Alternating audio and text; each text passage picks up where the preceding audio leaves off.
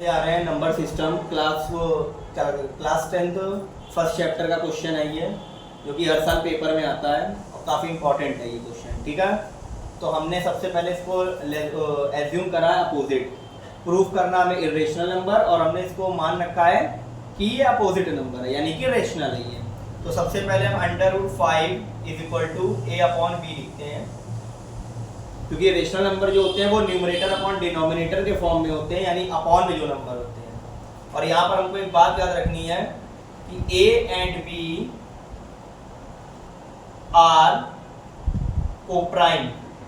जो rational number होते हैं उनमें जो न्यूमरेटर और डिनोमिनेटर होता है वो कोप्राइम होता है। Coprime means no common factor other than 1। Simple language में समझेंगे कि दोनों नंबर आपस में कटने नहीं चाहिए, रिड्यूस नहीं होने चाहिए। फिर हम यहाँ पर क्रॉस मल्टीप्लाई कर लेते हैं, √5b = a। फिर हम इसमें करेंगे स्क्वायरिंग विद बोथ साइड, तो यहाँ आ जाएगा 5, यहाँ आ जाएगा b² और यहाँ आ जाएगा a²। √5 का स्क्वायर करेंगे तो 5 आता है। 5 को हम उधर भेज दे रहे हैं ट्रांसपोर्टेशन रूल से, तो यहाँ पे 5 हमारा डिवाइड कर रहा है a² को। एक बात हमको याद रखनी होगी कि अगर कोई प्राइम नंबर किसी के स्क्वायर को डिवाइड करता है तो ये उस नंबर को भी डिवाइड करता है जिसका ये स्क्वायर है। फॉर एग्जांपल कि अगर 100 को डिवाइड कर रहा है 5, अब 100 किसका स्क्वायर रूट है? 10 का, तो 10 को 5 भी डिवाइड करेगा। मतलब 5 अगर 100 को कर रहा है तो 5 10 को भी डिवाइड करेगा। ठीक है, तो इसी तरह हम यहाँ पे लिख सकते हैं b² = a/5, कि 5 अगर a² को डिवाइड कर रहा है तो 5 a को भी डिवाइड करेगा। अब जब ये इसको डिवाइड करेगा तो कोई ना कोई कांस्टेंट आएगा, तो हम बराबर में लेट कर लेते हैं c आएगा, और ये कोई भी इंटीजर हो सकता है। हम यहाँ पे फर्दर इसको क्रॉस मल्टीप्लाई कराएंगे, a = 5c। उसके बाद हम यहाँ पर इसमें स्क्वायरिंग विद बोथ साइड, दोनों तरफ हम स्क्वायर कर लेते हैं यहाँ पर, तो हमें कुछ ना कुछ मिलेगा। यहाँ पे a² = 25c² मिल गया।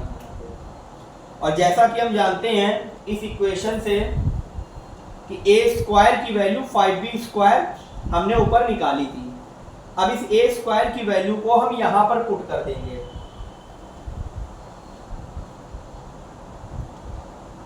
तो जब हम इसको पुट करेंगे तो आगे हमको एक कंडीशन मिलेगी।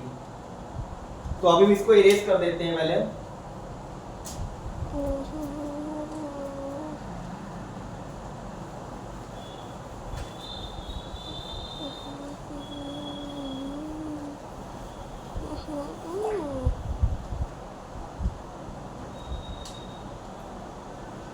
a² = 25c² तक हम पहुंच गए थे यहाँ पर।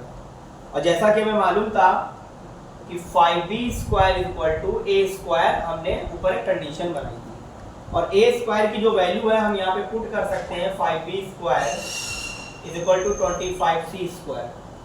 यहाँ पर हम 5 से 25 को काट सकते हैं और इस 5 को नीचे ले जा सकते हैं, तो ये b²/5 = c² आ जाएगा।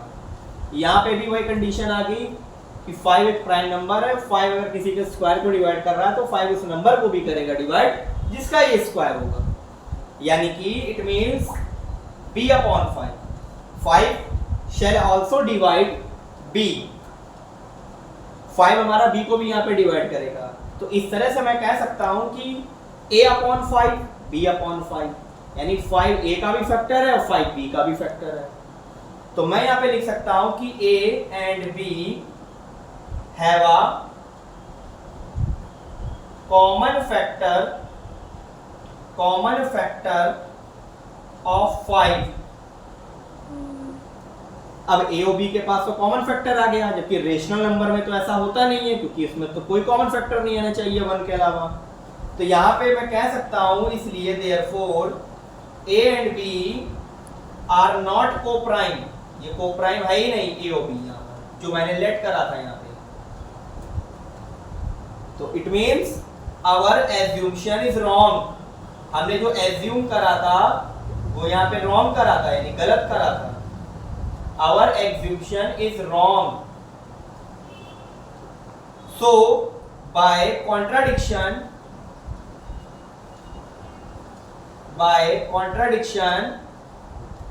Root 5 is an irrational number, क्योंकि वो रेशनल तो रहा ही नहीं, तो इसका मतलब वो क्या है, इरेशनल नंबर।